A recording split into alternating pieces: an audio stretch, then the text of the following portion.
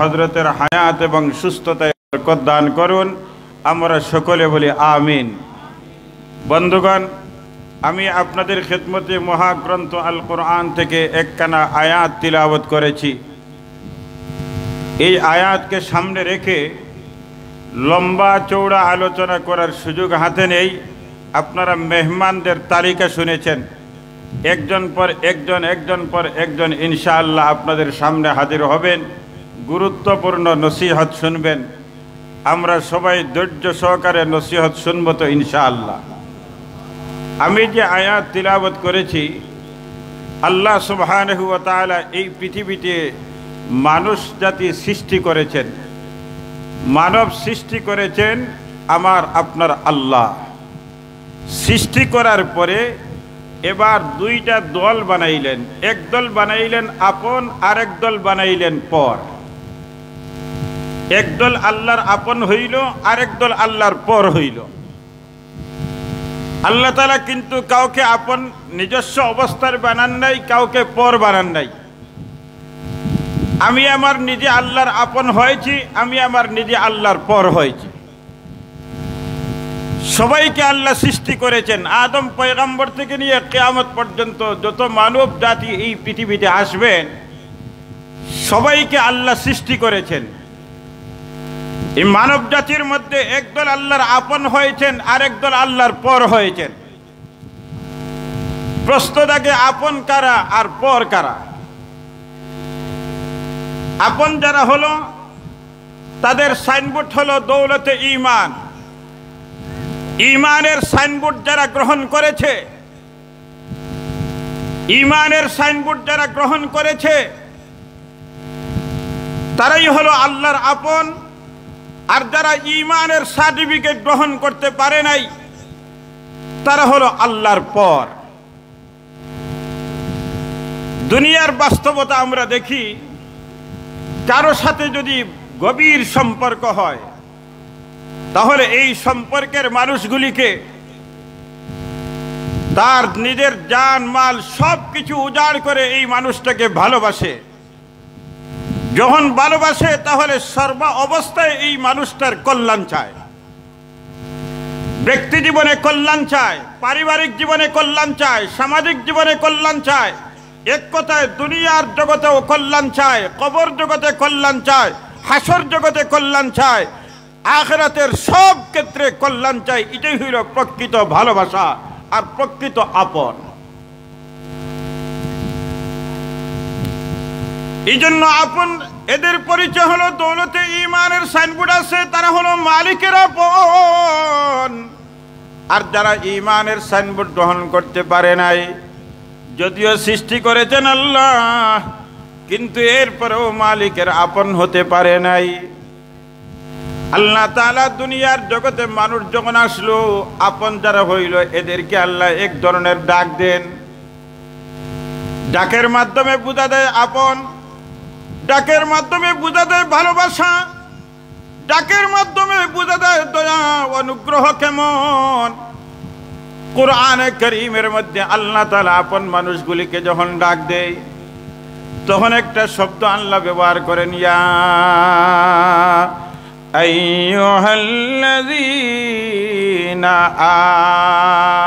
আমানু। আল্লাহ ডাক দিয়ে বলেন, আমার আপন মানুষগুলি ঈমানদার। মালিক কত মহব্বত করে, কত আদর করে ডাক দেন, আমার ঈমানদার বান্দা বান্দি রে। ঈমান আনার কারণে আমার আপন মানুষগুলির অন্তর্ভুক্ত যখন হয়ে গেলে, আমি চাই তোমাদের দুনিয়ার জীবনের কল্যাণ, কবর জগতের কল্যাণ, হাসর জগতের কল্যাণ, চিরকাল কল্যাণের জায়গা জান্নাত নিয়ামত যেন তোমার জীবনে অর্জন হয়ে যায়। এই জন্য আপন মানুষ একজন আরেকজনকে যখন মহব্বত করে সব ক্ষেত্রে কল্যাণ চায়। আমার আল্লাহ আপন মানুষগুলিকে কল্যাণের জীবন পাওয়ানোর জন্য আল্লাহ তাআলা ডাক দিয়ে বলেন, ইয়া আইয়ুহাল্লাযীনা আমানু, এই ঈমানদার গোলাম বান্দিরে, আমার আপন মানুষগুলি। ওই আয়াতের মধ্যে আল্লাহ তাআলা দুইটা জিম্মাদারি দেন। এই দুইটা জিম্মাদারি তোমরা আপন মানুষগুলি পালন করবা। করতে দেরি হবে। কল্যাণকর জীবন দুনিয়ার জীবনেও সফল, আখিরাতের জীবনে সফল জীবন অর্জন করতে দেরি হবে না। এই তিলাওয়াতকৃত আয়াতের মধ্যে আল্লাহ তাআলা দুইটা জিম্মাদারি দেন। এক নম্বর জিম্মাদারি দেন ইত্তাকুল্লাহ,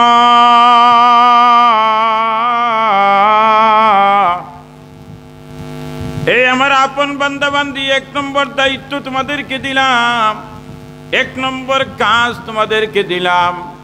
দুনিয়াতে যখন আপন হয়েছ, দৌলতে ঈমান গ্রহণ করে আমার আপন মানুষগুলির সীমার ভিতরে ঢুকে গেছ। এই জন্য আমি আল্লাহ তোমাদের জন্য জিম্মাদারি দিলাম, এক নম্বর জিম্মাদারি দিলাম তাকওয়ার জীবন গ্রহণ করবা। সব ক্ষেত্রে তাকওয়ার জীবন গ্রহণ করবা। যদি তাকওয়ার জীবন গ্রহণ করতে পারো, তাহলে তোমার নাম হবে মুত্তাকি, তোমার নাম হবে একজন ইমানদার মুত্তাকি মুমিন। যখন তাকওয়ার সার্টিফিকেট তোমার অর্জন হয়ে যাবে, আপন মানুষগুলির যখন সার্টিফিকেটে বর্ধিত হবে, ইমানের সাইনবোর্ডের সাথে যখন তাকওয়ার সাইনবোর্ড লেগে যাবে, তোমার পরিচয় হবে তুমি মুমিন, মুত্তাকি, ইমানদার, তাকওয়াওয়ালা মুমিন। তাকওয়াওয়ালা মুমিন যখন হয়ে যাবে, আমি আল্লাহ তোমার দুনিয়ার জীবনের সফলতা দিব, মরণে ঈমানওয়ালা মরণ দিব। শুধু তাই নয়, দুনিয়ার যখন কোনো শক্তি তোমার সাহায্যে আসবে না, ওই সময় আমি আল্লাহ রহমতের ফেরেশতা দিয়ে তোমাকে সাহায্য করব। আরো আস্তে সুবহানাল্লাহ বলে। ইন্নাল্লাযীনা ক্বালু রাব্বুনাল্লাহ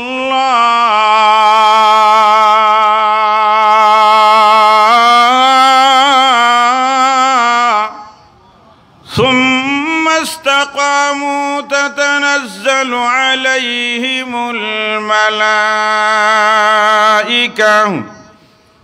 আল্লাহ বলেন, আত্মার জগতে রব স্বীকার করেছো যারা, ওই স্বীকারোক্তির উপরে দুনিয়ার জীবনে অটল অবিচল ছিলে, রব বলে নাই। আরে রব বলার জন্য কেমনে মানুষ বলে? আল্লাহ তাআলা ওই ওয়াদাকে স্মরণ রাখার জন্য চাইলে তো দুনিয়াতে আসার পরে আল্লাহ কোনো ধরনের পথ পন্থা দিতেন না, কিন্তু আল্লাহ দয়া করে মায়া করে আমার ওয়াদাকে স্মরণ রাখার জন্য দুনিয়ার ঝামেলার মধ্যে হয়তো আল্লাহর ওয়াদা ভুলে যেতে পারে, মালিকের সাথে ওয়াদা ভুলে যেতে পারে, আত্মার জগতে রব স্বীকার করেছিলাম ভুলে যেতে পারে। এই জন্য দয়া করে আল্লাহ দুনিয়ার জগতে একবার নয়, দুইবার নয়, প্রতিদিন অন্তত পক্ষে 17 বার, একবার নয়, দুইবার নয়, ফরজ নামাজের মধ্যে, ওয়াজিব নামাজের মধ্যে, সুন্নত নামাজের মধ্যে, নফল নামাজের মধ্যে, মান্নত নামাজের মধ্যে, যত ধরনের নামাজ আছে সবগুলি নামাজের মধ্যে আমার আল্লাহ প্রতি রাকাতে একবার নয়, দুইবার নয়, অন্তত পক্ষে 11 বার আল্লাহ আপনাকে আমাকে স্মরণ করাইয়া দেন। এই আমার গোলাম বান্দি, আত্মার জগতে রব স্বীকার করেছিলে রে, দুনিয়ার ঝামেলার মধ্যে পড়ে হয়তো এই ওয়াদাকে ভুলে যেতে পারো। এই জন্য আমি আল্লাহ মেহেরবানি করে তোমাকে প্রতি রাকাত নামাজের মধ্যে এই ওয়াদাকে আমি স্মরণ করার ব্যবস্থা করে দিলাম। কেমনে স্মরণ হয়? যখন আমরা নামাজ শুরু করে প্রতি রাকাত নামাজে সূরা ফাতিহা আমরা পড়ি, প্রথমেই বলি আলহামদুলিল্লাহি রাব্বিল আলামিন, রবের কথা আছে না নাই? এরপরে যখন রুকুতে আমি গেলাম, যাওয়ার পরে বললাম সুবহান রাব্বিয়াল আযীম, 3 বার রব স্বীকার করলাম, আগে একবার স্বীকার করলাম, 3 বার রুকুতে স্বীকার করলাম। এরপরে যখন রুকুতে দাঁড়াইলাম, সামি আল্লাহু লিমান হামিদা বলে দাঁড়াইলাম, সোজা দাঁড়াইয়া বলি রব্বানা লাকাল হামদ, আরেকবার স্মরণ করলাম রবকে। এবার 5 বার হলো। যখন সিজদার মধ্যে গেলাম, যাওয়ার পরে 2 সিজদার মধ্যে সুবহান রাব্বিয়াল আলা পড়লাম, আরো 6 বার রবকে স্বীকার করলাম। কমসে কম বান্দা বান্দিরে প্রতি রাকাত নামাজের মধ্যে আমি আল্লাহ 11 বার তোমাকে রব, ওই যে ওয়াদা করেছিলাম রব, এই ওয়াদাটা আমি স্মরণ করার ব্যবস্থা প্রতিদিন আমি প্রতি রাকাত নামাজে কমসে কম 11 বার ব্যবস্থাপনা দিলাম, যেন তুমি আমাকে না ভুলে যাও, যেন তুমি বলতে না পারো আমি আল্লাহ যে তোমার রব, সব কিছু করনেওয়ালা জাত। এই কথাটা যেন তোমার মনে থাকে। যদি এই ওয়াদার উপর, অঙ্গীকারের উপর যদি অটল থাকতে পারো, আমি আল্লাহ ওই সময় সাহায্যের জন্য রহমতের ফেরেশতা পাঠাবো। যখন দুনিয়ার সাহায্যকারী কেউ তোমার কাছে আসবে না, মহব্বতের সন্তানগুলি কাছে বসবে, কোনো সাহায্য করতে পারবে না। মহব্বতের মা বাবা কাছে বসবে, সাহায্য করতে পারবে না। সন্তানগুলি হাউমাউ করে কাঁদবে, আব্বু আব্বু বলে ডাকবে, আম্মু বলে ডাকবে, কিন্তু কোনো জবাব দিবার শক্তি থাকবে না। মহব্বতের মা বাবা কাছে বসিয়া সন্তানের মাথার মধ্যে হাত মোলাইয়া ডাকবে, কোনো জবাব, কোনো সাড়া দিতে পারবে না। ওই সময় আমি আল্লাহ রহমতের ফেরেশতা তোমার কাছে পাঠাইয়া তোমাকে সান্ত্বনার বাণী শুনাইব। তাতানাজ্জালু আলাইহিমুল মালাইকা আল্লা তাখাফু ওয়ালা তাহজানু আল্লা তাখাফু ওয়ালা তাহজানু ওয়া আবশিরু বিল জান্নাহ। আল্লাহ বলেন রহমতের ফেরেশতা পাঠাবো। রহমতের ফেরেশতা আসিয়া সান্ত্বনার বাণী শোনাবেন। কি সান্ত্বনার বাণী? এবার ফেরেশতারা বলবেন আল্লাহ তাখাফু, আল্লাহর গোলাম বান্দিরে কোনো ভয় করো না। দুনিয়ার যেটুকু সময় তোমার সামনে আছে রে, এই সময়ের জন্য তোমার কোনো ভয় নাই। সামনে যে জমজ জীবন আসতেছে, আলমে বর্ধকর ঘাট আসতেছে, হাসরের ময়দানে আসতেছে, ওই সময়ের জন্য তোমার কোনো চিন্তা নাই, ভয়ের কোনো কারণ নাই, চিন্তার কোনো কারণ নাই। শুধু সান্ত্বনার বাণী শুনাইয়া শেষ নয়, এবার পুরস্কার আল্লাহর পক্ষ থেকে জানাইয়া দেন, ওয়া আবশিরু বিল জান্নাহ আল্লাতী কুনতুম তুআদুন। আল্লাহর পক্ষ থেকে সুসংবাদ দেয়, ওই জান্নাতের সুসংবাদ গ্রহণ করো যে জান্নাতের ওয়াদা জান্নাতের মালিক আল্লাহ করেছে। দুনিয়ার জীবনে তাকওয়ার জীবন গ্রহণ করবা, মুত্তাকি হইবা, মুমিনে মুত্তাকি তাকওয়াওয়ালা মুমিন যখন হবে, তখন তোমার মর্যাদা, তোমার জিম্মাদারি আমি আল্লাহ গ্রহণ করে নিলাম। তাহলে আপন মানুষদের জন্য একটা জিম্মাদারি দিলেন, তাকওয়ার জীবন গ্রহণ করবে। তাকওয়া কাকে বলে? তাকওয়ার অনেক ব্যাখ্যা আছে, এর মধ্যে সবচেয়ে সহজ ব্যাখ্যা হলো হালালকে হালাল হিসাবে গ্রহণ করা, হারামকে হারাম হিসাবে বর্জন করার নাম হলো তাকওয়া। হালালকে হালাল হিসাবে গ্রহণ করা, হারামকে হারাম হিসাবে বর্জন করার নাম হলো তাকওয়া। সহজ কথা। এখন আপনার ডানে বামে সামনে পিছনে ঘুম থেকে উঠে আবার বিছানায় দেওয়ার আগ পর্যন্ত আপনার সামনে যা কিছু ঘটবে, হালাল যদি হয় আপনি গ্রহণ করবেন, আর হালাল যদি না হয় তাহলে আপনি ছাড়বেন। এখন হালাল পথে গেলে লাভ কম, হারাম পথে গেলে লাভ বেশি। এবার আপনার পরীক্ষা শুরু হবে, কারণ হারাম পথে গেলে তো লাভ বেশি, কোনো পরিশ্রম নাই, কিছুই নাই, লাভ হয়ে গেল। আর হালাল পথে গেলে ঘাম জড়াতে হবে। কোন পথ আপনি ধরবেন? যারা চুরি করে তাদের কোনো পরিশ্রম নাই, টেনশন আছে। যদি সাকসেস হয়ে যায় তাহলে 1 মিনিটে আপনার জীবনের ব্যবস্থা হয়ে যাবে। কথা বলেন ঠিক না? কিন্তু কিছু রিস্ক আছে, যদি ধরা পড়ে তাহলে কিল একটাও তো মাটিতে পড়বে না।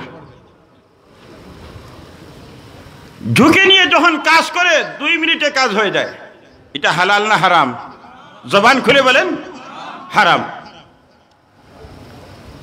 কিন্তু হারাম উপার্জনের মধ্যে বরকত নাই, হারাম উপার্জনের মধ্যে শান্তি নাই। এই গত 2 দিন আগে গোয়েনঘাট এলাকার ওই সীমান্ত এলাকা মনাইহান্দি এই মাহফিল শেষ করে যখন ফেরত আসছিলাম, তখন এক যুবকের সাথে সাক্ষাৎ হইল। সে বলল যে হুজুর, ওই এলাকার মধ্যে এখন কিন্তু খুব গরম ব্যবসা বাণিজ্য চলে, সবার মুখে হাসি, কিন্তু এর মধ্যে হালাল ব্যবসাও আছে, হারাম ব্যবসাও আছে, ব্যবস্থা দুইটাও আছে। তো সে বলল হুজুর, এক মাস 10 দিনে মোট 40 দিনের রুজি করেছি 4.5 লক্ষ টাকা। কত টাকা? 4.5 লক্ষ। কয় দিনে? মাত্র 40 দিনে। তাহলে 10,000-এর উপরে পড়ছে, তার প্রতিদিন 10,000-এর উপরে। সে বলল, হুজুর 4.5 লক্ষ তো রুজি করছি, কিন্তু 4.5 লক্ষ এখন খুঁজিয়া পাই না। দেখতে শুধু একটা জিনিস পাই, পুরান মোটরসাইকেল পরিবর্তন করে নতুন একটা মোটরসাইকেল কিনছে, এই পর্যন্ত শেষ, আর কিছুই দেখতে পাই না, গেল কই? সে বলল যে হুজুর, গোয়েন্দা থানার মধ্যে যদি কোনো ওসি মহোদয় চলে আসেন, মোটামুটি ওনার ভাগ্য খুলে গেছে। বলে কেমনে? বলে একজন ওসি ছিল, নামও সে বলছে, আমি বলবো না।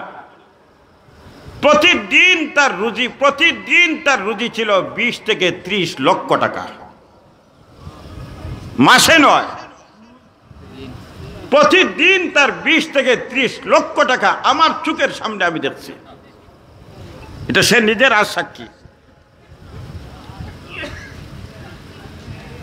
ঘাম নাই, কিছুই নাই, বান্ডিল বান্ডিল লক্ষ লক্ষ টাকার বান্ডিল আসতেছে। রাত যখন হয়,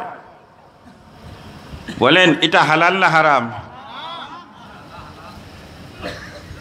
কিন্তু আমাদের যেদিকে নিষেধ করা হয় ওই দিকে কিন্তু আমাদের আকর্ষণ বেশি থাকে।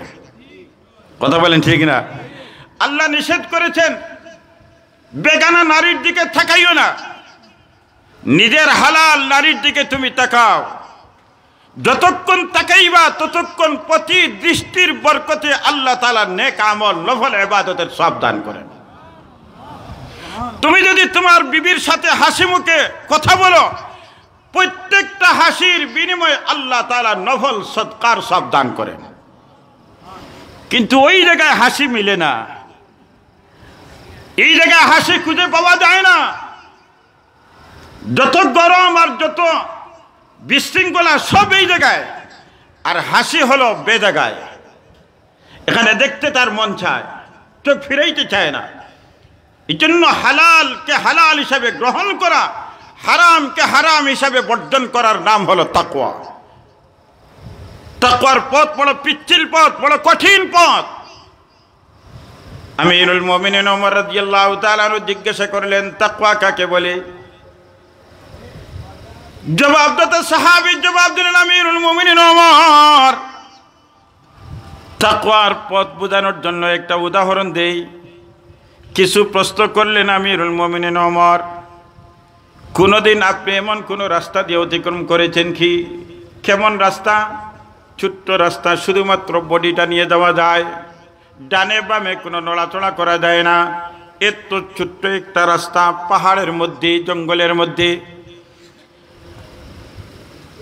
রাস্তাটা ছোট চিকন, ওই রাস্তার দুই দিকে যে গাছগুলি আছে কাঁটাদার গাছ, এত কঠিন শক্ত কাঁটা, কাঁটার মধ্যে লাগতে দেরি হয়, কষ্ট পেতে দেরি হয় না, কাপড় লাগলে আর ছুটানো যায় না। এমন কাঁটার মধ্যখানে ছোট্ট পিচ্ছিল একটা রাস্তা। আমিরুল মুমিনিন ওমর, এমন রাস্তা দিয়ে আপনার কোনোদিন চলন হয়েছিল কি না? কোনোদিন আপনার যাওয়া হয়েছিল কি না? এমন পথ দিয়ে কোনোদিন হাঁটছিলেন কি না? আমিরুল মুমিনিন ওমর বলেন, আমি এরকম রাস্তা দিয়ে কতবার চলেছি। তাহলে বলেন আপনি ওই রাস্তা দিয়ে কিভাবে হাঁটছিলেন? আমিরুল মুমিনিন ওমর বলেন, সতর্কতার, চূড়ান্ত সতর্কতার মাধ্যমে হাঁটছিলাম।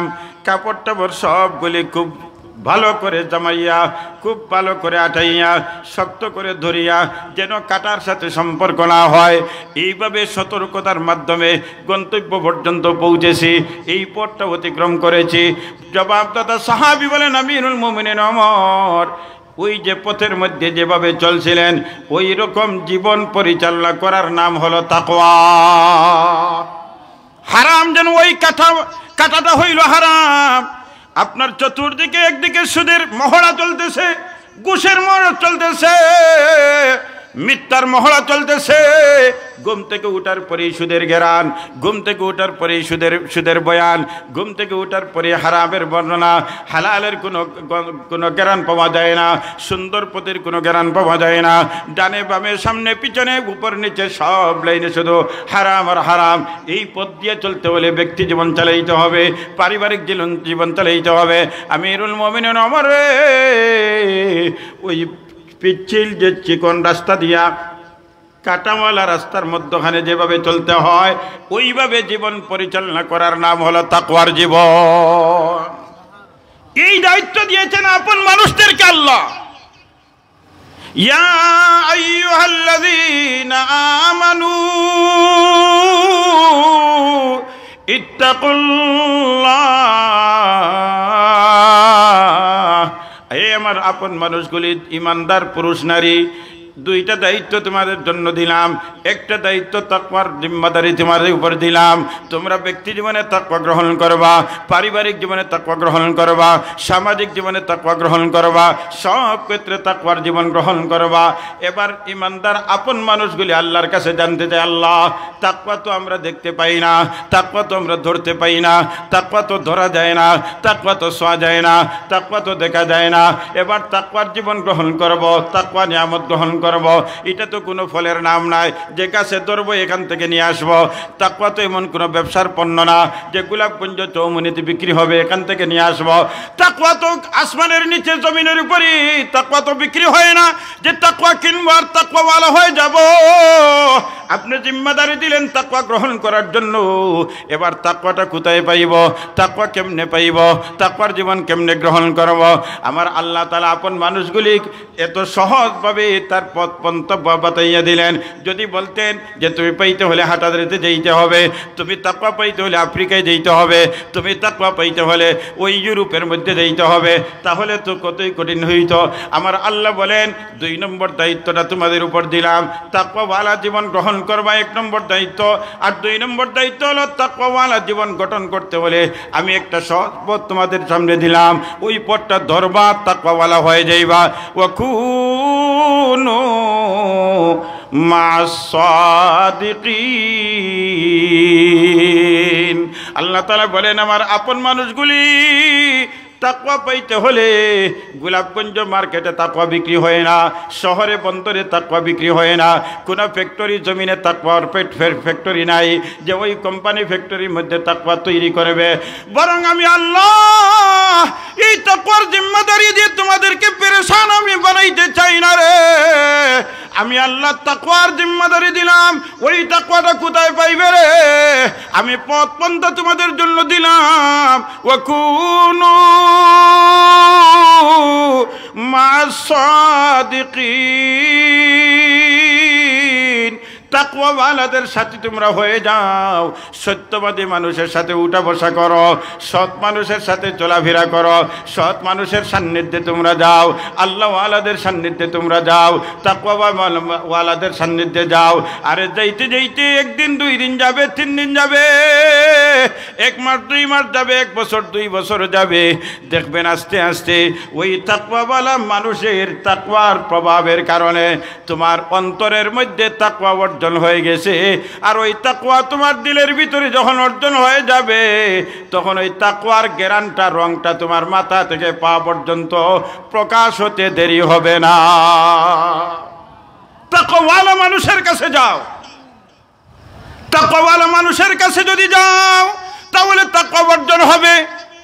আরে দুনিয়ার যদি কোনো জিনিসের প্রয়োজন হয় তাহলে ওই জিনিস ওই কোম্পানির কাছে যায়। বিদ্যুতের যদি দরকার হয় তাহলে বিদ্যুৎ অফিসে যাই, কথা বলেন ঠিক না? তেলের দরকার, গ্যাসের দরকার, পাম্পে যাই। ডাইল মরিচের দরকার, ভুসিমালের দোকানে যাই। যে জিনিসের দরকার ওই জায়গায় যাই।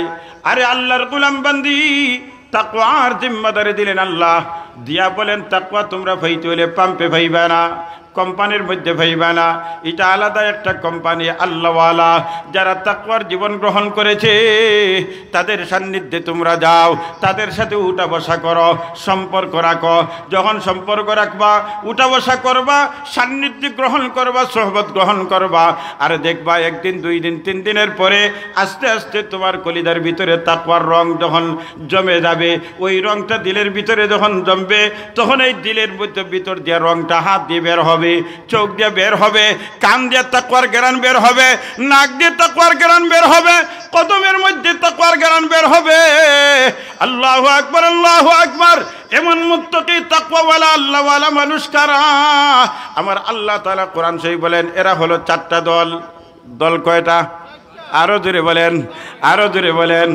আমার আল্লাহ বলেন উলাইকাল্লাযীনা আন'আমাল্লাহু আলাইহিম মিনান নাবিয়্যিন ওয়াস-সিদ্দীকিন ওয়াস-শুহাদা ওয়াস-সালিহিন। একদল হলো নবীগণের দল, আরেক দল শহীদগণের দল, আরেক দল সিদ্দিকগণের দল, আরেক দল আল্লাহওয়ালাদের দল। ওই দলের ভিতরে আপনার আমার এলাকার একজন ছিলেন যিনি ওই মাটির নিচে শায়িত। তিনি হলেন শেখ বাগা রহমতুল্লাহ আলাইহি। আল্লাহু আকবার বলেন, আল্লাহু আকবার বলেন। তাকওয়াওয়ালার কাছে যখন যাবে তখন তাকওয়া অর্জন হবে। পৃথিবীর মধ্যে সবচেয়ে বেশি তাকওয়াওয়ালা তিনি হলেন আপনার আমার নবী, ইমামুল আম্বিয়া, ইমামুল মুরসালিন, ইমামুল মুত্তাকিন, মুহাম্মদুর রাসূলুল্লাহ সাল্লাল্লাহু আলাইহি ওয়াসাল্লাম। নবীদের সান্নিধ্যে আবু বকর আসলেন, দামি হয়ে গেলেন। নবীদের সান্নিধ্যে উমর আসলেন, দামি হয়ে গেছেন। নবীদের সান্নিধ্যে উসমান আসলেন, দামি হয়ে গেছেন। নবীদের সান্নিধ্যে আলী মুর্তজা আসলেন, দামি হয়ে গেছেন। নবীদের সান্নিধ্যে কম বেশ 100 লক্ষ সাহাবায়ে কেরাম আসলেন, এমন দামি হইলেন, এমন দামি হইলেন। নবীজি বলেন আসহাবী কান্নুজুম বিআইয়িহিম ইক্তাদাইতুম ইহতাদাইতুম। আমার উম্মত রে, আমার সাহাবায়ে কেরাম একে আকাশের তারকার ন্যায় এক একজন সাহাবী। আকাশের তারকা দেখে যেভাবে মুসাফির তার গন্তব্যস্থান পর্যন্ত পৌঁছতো, ঠিক তেমনি ভাবে আমার একজন সাহাবীকে কেউ জীবনের আদর্শ বানাইতে পারে, তাহলে ওই সাহাবীর আদর্শ গ্রহণ করে করে জান্নাত পর্যন্ত পৌঁছতে দেরি হবে না। নবীজি বলেন আমার সাহাবী একজন সাহাবীর যদি ঈমান 100 ভাগ করা হয়, 99 ভাগ রিজার্ভ রাখা হয়, আর একটা ভাগ ঈমানের একটা ভাগ যদি পাল্লায় রাখা হয়। আর তাবিন থেকে হাসান বসরি রহমতুল্লাহ আলী থেকে নিয়ে আবু হানিফা রহমতুল্লাহ আলী থেকে নিয়ে কিয়ামত পর্যন্ত শুধু ওলি আবদাল নয়, কুতুব নয়, যত ইমানদার সব মুমিনের ঈমান যদি এক পাল্লায় রাখা হয়, একজন সাহাবীর 100 ভাগের 99 ভাগ রিজার্ভ, একটা ভাগ ঈমানের সমান হবে না। এই পরিমাণ দাম, কারণ দামি মানুষের সান্নিধ্য গ্রহণ করেছেন। এবার 1500 বছর পরে, 1300 বছর পরে দেখেন তাকওয়াওয়ালার কাছে গেলে তাকওয়া যে অর্জন হয়, আর তাকওয়া অর্জন হলে কেমন দামি হয়, এই কথাটা বুঝাইবার জন্য দূরে দেওয়া লাগবে না। এই ময়দান, এই মাদ্রাসা যথেষ্ট। এই মাদ্রাসার বাণী যিনি শেখুল আরব আজম কুতবুল আলম হুসাইন আহমদ মদনী রাব্বানাল্লাহু মারকাদাহুর সান্নিধ্য গ্রহণ করেছিলেন, খলিফা হয়েছিলেন, মজাজ হয়েছিলেন, আল্লাহওয়ালা হয়েছিলেন। শেখ বাগা রহমতুল্লাহ আলাইহি কার সান্নিধ্য পেয়েছিলেন? শেখুল আরবুল আজম কুতবুল আলম হুসাইন আহমদ মদনী রহমতুল্লাহ আলাইহি। হায় হায়, আমরা এক প্রবাদ বাক্য আছে, খার হোক দয় খাও গো বান্দি ঠাকুর চিনো না। আপনারা এই এলাকাতে আসেনি? এটা জানা আসেনি সবার? খার হোক দয় খাও গো বান্দি বলেন না, ঠাকুর ছিল না। আজকে যে আমরা মাইকে কথা বলতেছি, খার হোক দেয়, খার বরকতে, কাদের কুরবানির মাধ্যমে? ঝিঙ্গাবাড়ি মাদ্রাসা আমাদের আকাবির আসলাফদের মাদ্রাসা ছিল, কথা বলেন ঠিক না? ফাজিল সাহেব রহমতুল্লাহ আলী কার সান্নিধ্য পেয়েছিলেন? শেখুল আরবুল আজম কুতবুল আলম হুসাইন আহমদ মদনী রাব্বানাল্লাহু মারকাদাহুর সান্নিধ্য পেয়ে ফাজিল সাহেব হয়েছিলেন। তাদের গোড়া ঝিঙ্গাবাড়ি মাদ্রাসা।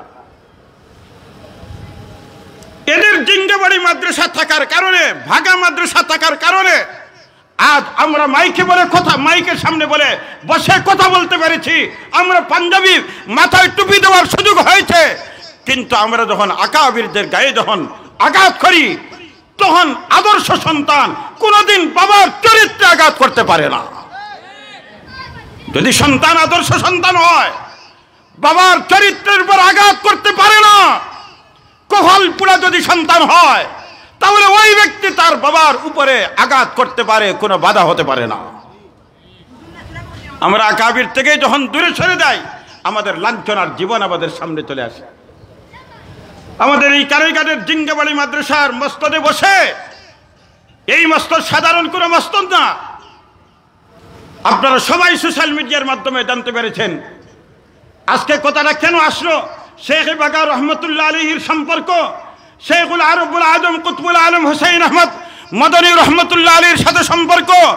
জিঙ্গাবাড়ি মাদ্রাসার মূলত যারা ছিলেন তাদের সম্পর্ক ছিল শেখুল আরবুল আজম কুতবুল আলম হুসাইন আহমদ মদনী নব্বরাল্লাহু মারকাদুর সাথে। তাদের গোড়া জিঙ্গাবাড়ি মাদ্রাসা, তাদের গোড়া বাগা মাদ্রাসা। আজ বাগা মাদ্রাসা পেয়েছি তাদের কুরবানির কারণে। কিন্তু আফসোস লাগে, যখন আমাদের আকাবিরদের গায়ে যখন আঘাত করা হয়, শেখুল আরবুল আজম কুতবুল আলম মদনী রহমতুল্লাহ আলাইহি যখন হাদিসের মসজিদে বসতেন, উনি বিশ্বসেরা শেখুল হাদিস। উনি যখন রাজনীতির ময়দানে যেতেন, তখন উনি বিশিষ্ট রাজনীতিবিদ। যখন উনি বাতিলের সামনে দাঁড়াইতেন, আরে কাফন পরে সাথে নিয়ে রাজনীতির ময়দানে থাকতেন। উনি হলেন শেখুল আরবুল আজম কুতবুল আলম হুসাইন আহমদ মদনী নব্বরাল্লাহু মারকাদাহু। মাল্টার জেলে বন্দী ছিলেন উস্তাদের সাথে। আরে কত মহব্বত ছিল উস্তাদের। এইরকম কুরবানির বলে আজ আমরা ব্রিটিশের গোলামির থেকে আমরা মুক্ত হয়েছি। কিন্তু শেখুল আরব কুতবুল আলম হুসাইন আহমদ মদনী রহমতুল্লাহ আলাইহি কে আপনি চিনেন? আপনি আঘাত করলেন মদনী রহমতুল্লাহ আলীর গায়ে, আপনি চিনেন মদনী রহমতুল্লাহ আলী কে? আমার উস্তাদ শেখ আল্লামা হাফিজ আনওয়ার হোসেন নব্বরাল্লাহু মারকাদাহু রানাবিং মাদ্রাসার বুখারী শরীফের দর্শে হযরত বলছিলেন, যখন কুতুবার আবদালের আলোচনা আসছে, তখন উনি বললেন শেখুল আরবুল আজম কুতবুল আলম হুসাইন আহমদ মদনী রহমতুল্লাহ আলী কুতুব কেমনে হইলেন, এই উপাধিটা কেমনে আসলো? তখন হাদিসের বর্ণনা অনুযায়ী আল্লাহ সুবহানাহু ওয়া তাআলা এই পৃথিবীতে প্রতি মুহূর্তে 70 জন কুতুব, 40 জন আবদাল এই জমিনে আল্লাহ তাআলা কায়েম রাখেন। এদের বরকতে, এদের আমলের এর হতেও পারত না। ভিক্ষুকের মতো, খুব ভালো কাপড় চোপড় এমন না, একেবারে ভিক্ষুকের মতো একজন মুসাফির দরজা হাদিসের দরজার সামনে আসে, দরজা বিনা সিগনালে সতর্ক, বিনা অনুমতিতে দরজা খুলে সে ডাইরেক্ট ঘরের ভিতরে ঢুকে গেল, দর্শে ঢুকে গেল। ঢুকার পরে হযরত পড়ানো বন্ধ করে দিলেন। বন্ধ করলেন তো করলেন, আর ওই ব্যক্তি ঘরে ঢুকলো তো ঢুকলো। এবার দেখা যায় বিনা অনুমতিতে, বিনা কোনো কথা ডাইরেক্ট হাদিসের মসজিদে গিয়া উঠে গেল। যে মসজিদে বসা কুতবুল আলম মদনী রহমতুল্লাহ আলাইহি। হযরত পড়ানো বন্ধ। এবার পড়া তো বন্ধ করছেন, মসজিদে তো ব্যক্তি মুসাফির উঠছেন তো উঠছে। বিনা অনুমতিতে দেখা গেল যে উনি ওই জায়গার মধ্যে শুয়ে পড়ে গেলেন। হযরত বসা 20 মিনিট বিছানায় যখন মসজিদে শুইছে, শুইতে দেরি, ঘুমাইতে দেরি না, 20 মিনিট ঘুমাইল। হযরত পড়া বন্ধ করে এইভাবে বসে আছেন। 20 মিনিট পরে আল্লাহর গোলাম যখন উঠল, উঠার পরে আবার কোনো কথাবার্তা নাই, কিছুই নাই, আবার আলগোস্তার ব্যাগটা নিয়ে চলে গেল। এখন ছাত্রদের কৌতূহল জাগলো, যে বুজুর্গের দর্শে কেউ ঢুকা নিষেধ, অনুমতি সাপেক্ষ, কথা বলা নিষেধ, ওই দর্শে বিনা অনুমতিতে ভিতরে ঢুকে গেল। ঢুকলো তো ঢুকলো, মসজিদে